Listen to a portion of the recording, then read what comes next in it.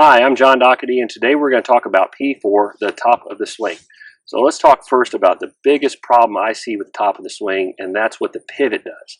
So most people at the top of the swing that I see have too much tilt with their spine going to the right and their hips being pushed forward, which is going to move your pivot direction. When you make this twist, it moves the pivot direction way too far to the right. And then you're in a situation, do you spin out to try to hit the ball divot contact, or do you just settle in with hitting it thin and fat? So the tilt too much at the top is the biggest problem. So how do we get out of this tilt? First, look at the hips and knees. So with the hips and knees, I'm going to feel my left side of my body slide into the braced right leg at the top of the swing. So you'll see that left knee dimple in, that left hip will go from where it started at address to slid over to the braced right knee. Because that right knee early in the swing straightened and that right hip turned, it's going to be impossible to get what we traditionally would see as slide.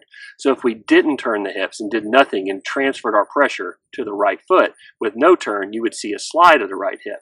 But with hip rotation, you will get a braced right leg that you can slide the left side of your body into. If you look at Tiger Woods, Cam Smith, all the tour guys at P4 at the top of their swing with an iron off the deck, you're going to see a pretty straight line formed between their back and their left leg this way, and not this significant tilt with their upper spine off the ball to the right.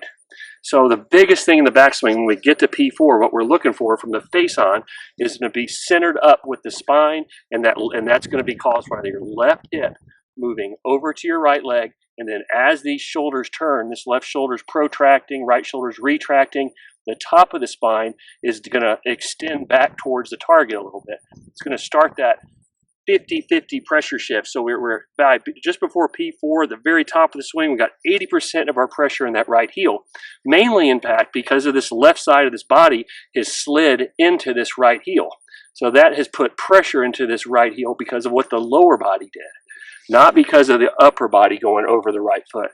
So lower body moving into the right foot, upper body turned, which will get the depth with the hands, upper body recentered over the top of the lower body. And when that recentering happens, that's going to start that pressure from 80% to getting into a 50-50 position before the arms even come down from P4.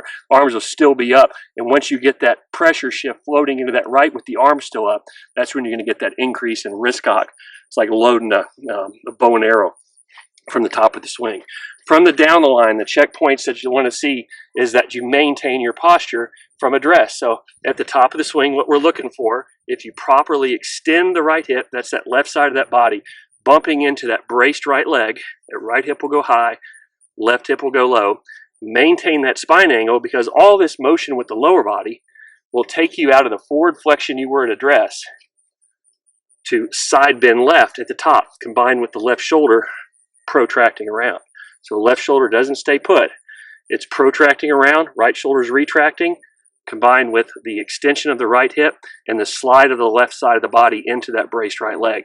The left side of the body should almost form a 90-degree angle. So if you look at this left side of the torso, left thigh, it should be pretty close with an iron at 90 degrees. That's a good indicator. With the hands and arms at the top, a good position to look for is your right elbow flexed about 70 degrees. Pressure point, only one left at that point is in the right armpit. Right elbow will be about 6 inches away from the torso. That's nice depth behind the right shoulder at the top. Also, left wrist should be flat. With it, that neutral grip will produce a slightly more than square club face position. And you have to do a lot of manipulation with the hands and arms coming down. All right, so there's some great keys for P4. Look forward to seeing you back at P5. Have a good one.